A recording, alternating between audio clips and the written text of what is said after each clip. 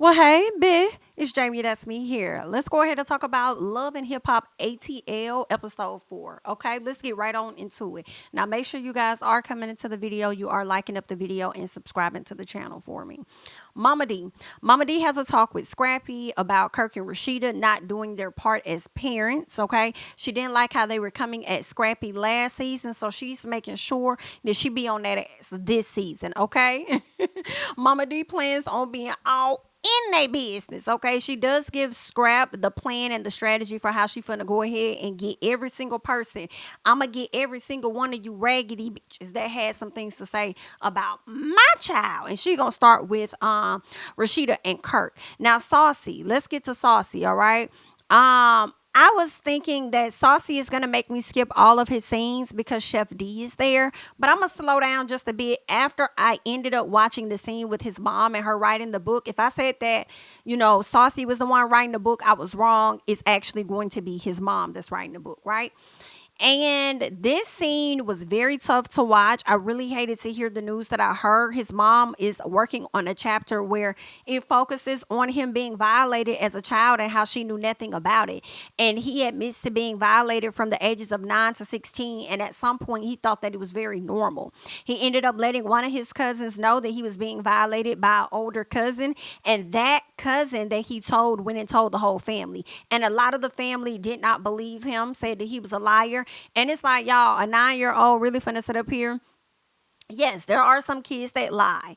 However, y'all already about got that vibe tendency, and ain't no telling what else to know that that family member was out here violating Saucy. And I'm sure Saucy was not the only one being violated by said family member. In addition, if the family would sit up there and say that her child was lying, they probably about to experience something themselves, or know that the child that's or the cousin that, I don't know how old they were, but the older cousin that was violating Saucy probably was already being violated themselves by another family member. Okay, it's crazy how family be having a whole lot of secrets and everybody just want to be quiet about it because they don't want to deal with they shit.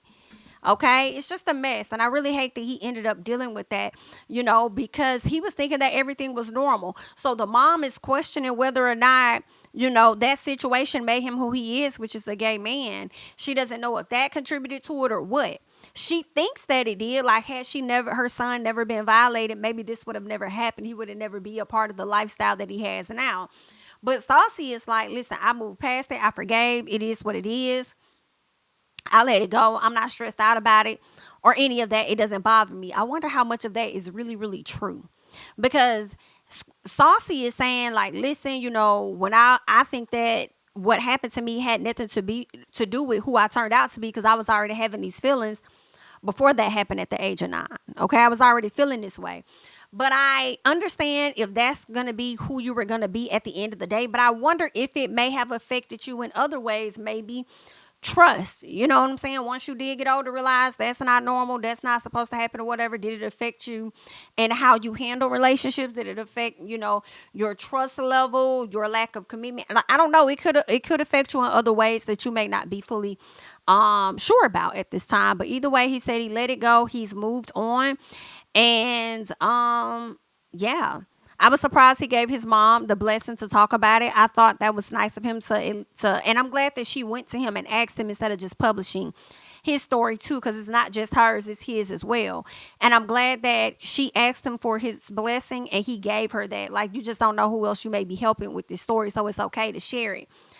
And you could tell, listen, he might need some more therapy on that situation because it was really rough for him. You could tell he was trying to take it all in, and you could tell it's something he don't talk about a lot. So for him to be at a space with Chef D where he loves Chef D so much, want to try it again, Chef D didn't even know about this. Chef D was really surprised, shocked to know that this even happened, and I wouldn't be surprised if it's something that Saucy may block out of his mind, and just continue to press forward like it never happened. But either way, he's in a better space. I wish this family member was arrested and held accountable for their actions, but it seems like the family just let it be what it is and everybody's forced to move on.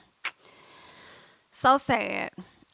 Jasmine and her mom take the baby out to the park, so they're hanging out. While they're together, she tells her mom about Rashida and Kirk and how Rashida tried to come at her about the defect situation, and she finds that very funny because you ain't never tried to show up any other time, but now that you see some negativity, you feel like you can use whatever leverage to kind of come at me about it.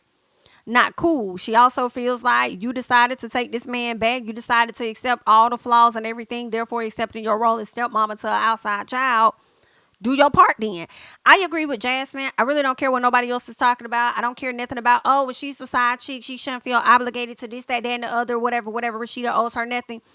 Rashida does now. When Rashida opens up her mouth and says that she's going to stand beside Kirk and accept all those flaws and everything, yeah, she do now. Because if you don't want to have nothing to do with that baby and you done, divorce his ass like Mel did Martell. Because if you don't want to deal with it, deal with the side chick, don't want to deal with that baby because I ain't got to, whoop de whoop de whoop, leave, Mama Duke. Go ahead and go on. And she chose not to. She said out of her own mouth. Okay, she said it out her own mouth. She chose to accept whatever and how much she loves that baby. So if that's how you feel, then do your part. Okay, ain't nobody asked her to say that. She chose to say that. She chose to stand beside him. So it is what it is. Okay, so anywho, she tells her mother about the Mother Day brunch that Miss Mama D is doing. They're gonna go in hopes of getting some things cleared the hell up. All right. What else? Now, Rennie has a pre-shower dinner with Shekinah and Spice, two of the people that I really cannot stand on this show. Sierra comes in telling Shekinah and Spice how much she did not appreciate the fact that they did not come and see her. Shekinah says that she felt like it was a scheme that Sierra set up. And I'm so confused as to why people feel like Sierra would set this up and fake like this. What is it about Sierra that she really be doing to make people think that she faking? And yeah, why would y'all really think that about her? And I feel like y'all all got together and y'all using that as an excuse to not really support her. Like, I don't know, that's just whack. But anywho, then she gets to, see Spice and tells her like, yo, you didn't show up for me. And Spice like, girl, don't make this about you. I had over 100 surgeries and you weren't at none of them. Spice, calm the fuck down, because when people were trying to get access to you, the last time you had a serious scare, Carly wasn't giving out the information to make themselves available to you. Okay, you already knew that, and you was upset with Carly for keeping people from you. But then now you want to try and flip it. Like, y'all full of shit, okay? And the way everybody up Spice's ass is killing me softly. That's what they started doing to K. Michelle once K. Michelle blew up and became bigger.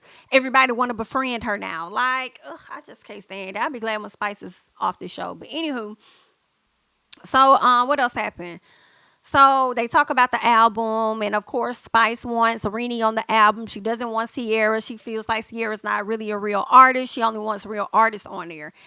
And I'm confused because you want to sit up here and talk about real artists, but you did a song with fucking Carly Red. You did a song with Carly Red, ma'am. Carly's not even a real artist. But you don't want to do a song or feature Sierra on a track, even for a few bars? Okay. Sierra, you need to start acknowledging and clocking that these people don't really rock with you like that, okay? Now, Rennie and Spice do go to the studio. They do have a conversation where Spice let her know that Scrappy, Amy, Rashida, and her will be, which is Rennie, will be featured on this album. She don't know who else, but she know that she gonna piss some people off, and it's just what comes with the territory, okay? What else? Rennie tells us about the new relationship that she's in. Everything is so good that she even second guesses it, questions it. Her man is heavily present and active in her life and this soon to be child's life.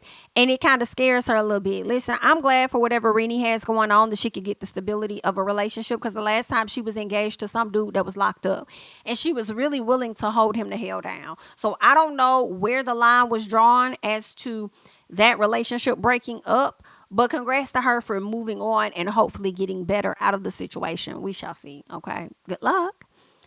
Mama D and this Mother's Day event. Amy tells Mama D about Bambi and says that she is now learning how much of a liar Bambi is. And I am confusion because although I have no doubt about Bambi being a liar, I'm sure all of them on this show lie. So I have no doubt about Bambi being a liar. But my thing is, what the hell has Bambi lied to you about? Who the hell is you for her to be lying to you about anything? What's she lying about? The fact that she ain't put her mouth on that man, whereas you put your mouth all over that man, I believe that. I believe Bambi has not put her mouth on him like that. What? Look at him. Anywho, a mess. Just crazy. What else? So Erica and her mom arrive, and that's when Erica tells them that she pregnant, whatever. It was like a joke. Anywho, she starts talking about going into business with Scrappy and stuff like that. Mama D is not really here for it or whatever, because you can't mix business with pleasure. Either way, both of the moms are supportive if they were to get back together. All of this stuff that nobody cares about. Let's get to Jasmine, okay? Jasmine gets there with her mama, and then her good friend Erica also pops up. All right. Now, Erica Dixon is seen in the confessional saying that, this is a Mother's Day event. When I think about moms and honoring mothers, like, I don't think of Jasmine. And guess what? She don't think of you either, BITCH. Y'all don't even hang together like this. So why would she be thinking of you? Why are you throwing all of this shade with Rashida when Rashida ended up befriending the very girl that was messing with your nigga that went on to marry him? Like, what is you talking about? Like, girl, shut up. So, anywho, I feel like this. Regardless of how Jasmine came about being a mom, she is a mom. So, if Mama D wanted to invite her, it is what it is. Okay? So, maybe feel a way about Mama D inviting her on some messy stuff, but I would have never thought about honoring her. Okay, girl. Anywho, so Mama D came to speak to Jasmine and get all in her business. And Jasmine didn't really speak on the defect situation. She didn't want to talk about that, but she wanted to make sure that she used this as an opportunity to drag the hell out of Kirk, okay? So she tells Mama D about how Kirk was saying something about her being in her B-Day suit or whatever, and says how Kirk be texting, messaging her and don't want to do his part, but says he'll do a little more if she has sex with him and stuff. So that's being put out there, okay? Mama D is ready to be on Kirk and Rashida's arse, and she says if you want to search for an issue, you need to start with the person in your home. Okay, that's where you need to start at first. I thought that was so funny. So then she goes outside. She gives Erica Dixon the update, everything that Jasmine said. Erica Dixon is taken back. She's taken aback, okay? She's shocked by the information Missy D is giving her. So she like, I need to have a talk with her. I hate how y'all be like, I gotta have a talk with her. I hate when y'all say that about a person that you know that you don't even know like that. And then you decided to take it upon yourself to overly have your back or overly have the back of your friend with a situation that ain't even got nothing to do with you and you don't even know all the ins and outs. I just feel like Erica went a little too far to me, in my opinion. So she approaches the situation. She approaches Jasmine. She walks over. She's like, hey, ladies. So what's tea? First of all, BITCH, you didn't even really speak to her. You spoke to the other ladies. Then you want to say what's tea? And I ain't really like how you came at her about that. I didn't like that at all. Y'all, excuse me, are more mad with Jasmine than y'all are mad with Kirk, who had an oath to his wife and violated that oath. Okay? And if anything, when Mama D was telling you the tea about Kirk trying to come up on Jasmine, you should have been thinking like, dang, I'm going to tell Rashida about this. But listen, I'm putting that past him. I mean, he already done had a child with the girl, so I don't know if he lying or not, but I'm definitely going to give my girl a heads up. That I can respect better. But for you to feel like you need to go and fight her battle and run up on the girl and say this and that, I feel like you're doing too much. Okay? So, anywho, Erica walks over there to talk to the girl. She's trying to get tea, and she said, ask Mama D. She said, I ain't got no tea for you. She said, well, you had tea for Mama D. Well, you're not Mama D. Okay, well, then what you told Mama D? B-I-T. Okay, I don't even know you. Go ask Mama D what I told Mama D. Okay, so you ain't got no tea? Girl, I don't even know you, boo.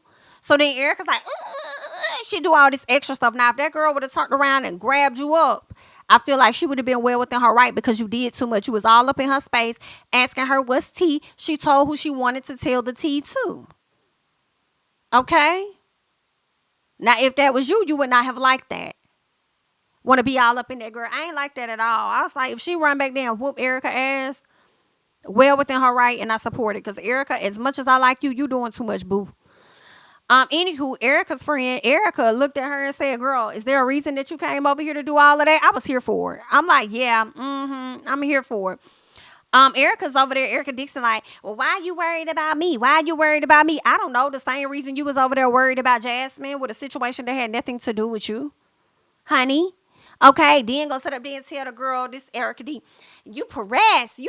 No, ma'am, you're the only one pressed. Walking up, talking about some, hey, ladies, what's tea? Like, what? And then want to get an attitude with her about her personal information. What you talking about? So clearly, you're the one that's more pressed than anybody. All right. Anywho, the ladies started getting into it. The mama wanted to run over and handle the ladies, but I loved how Jasmine mama was like, I'm here for it. I'm ready for it. So what's up? Like, you might not get to my daughters, but I'm on your level. So since you want to talk mama to mama, let's get into it because I'm ready to get into some things. Meanwhile, you got Jasmine over there laughing, and I love that she over there laughing at Erica. Like, girl, you're a joke. You're a fucking joke. That's what you are. That's what you are. Trying so hard to act like you can fight. Okay, I was really here for Jasmine in this scene. Like, just because a person is a side chick, we don't have to like or support it, but don't be walking around trying to punk these ladies as if they won't beat your ass. Don't let side chick get y'all confused to a bitch that can't throw hands type thing. You know what I'm saying? Running up on somebody else's battle because you don't like how the situation happened. Eat him up. He the one that really had the oath. Granted, she may have been aware, you know what I'm saying, that he was married, but if he's over there probably talking about something, oh, we finna get a divorce, or we separated, or this, that, and the other, it's a lot of women fall into them little spaces where they believe the bullshit they talking about. But girl, not for years though. Okay, don't do it for you. Like, what the hell? At some point, you need to be seeing some progression. But aside from that, I saw some lady online talking about some Rashida and Kirk, and this is alleged, talking about some they only got a contract marriage. It ain't real. So basically, I took it as, so Rashida knows that he be out there doing his thing and she don't give a damn. Girl, yikes. Ain't that crazy, honey? But girl, that's what the people do. But anywho, honey, I just wanted to come and give y'all my little piece. Miss Amy sitting over there talking about some Erica was absolutely right to defend Rashida. And I'm like, I guess, but y'all really need to be more upset with what you call it. All right, I feel like defending Rashida didn't mean you had to run up on somebody. Defending Rashida could have been like, girl, let me just tell you, I'm not gonna get all the way into it, but I'm gonna tell you what Mama D told me. This is what Mama D said, that Jasmine said, so y'all might want to have a conversation. Whoop de whoop de whoop. So I feel like there's different ways to go on about it, but see, oftentimes, Miss Amy, you show your ass and you don't never know how to handle situations. So I definitely understand why you would be Team Erica in said situation. Okay, because you didn't know how to handle the situation with Bambi. It could have been a simple conversation, but you over there getting an attitude, calling her name, ready to fight, and all of this and that. Girl, go sit down somewhere, okay? But anywho, that's all that I got. Wanted to come and give you guys my review on Love and Hip Hop ATL. I'm Jami, that's me. Don't forget to like, comment, subscribe, share my videos. Follow me on Instagram and Twitter at Jami, that's me. And I'm gonna catch you guys in the next one. Bye bye. King of my city and cul-de-sac. Coming out swinging like soldier rag. Leading my people like quarterback. But I study this shit, I'm an almanac. Had to get up and grind. Knowledge is booming, I'm here to apply. Came with the chip and the dip, it just single the mind. We finna do more than survive. I need my check. Spinning the block for the Gouda. We hitting the jeweler to flood out the net. We don't do beef on computers, I'm straight out the sewer. We come when you rest. Niggas be looking perplexed, so keeping my foot on their neck. No map, I trust my gut for the quest. But drama, I'm fully abreast. I was ready for years and they died of me. All of a sudden they tell me they proud of me. I been dropping these haters like calories. Cross them out, I came back with some boundaries. Stand for my honor, but too raw, no corner. Packing the stick with a drummer. Wanna catch my I came too far to be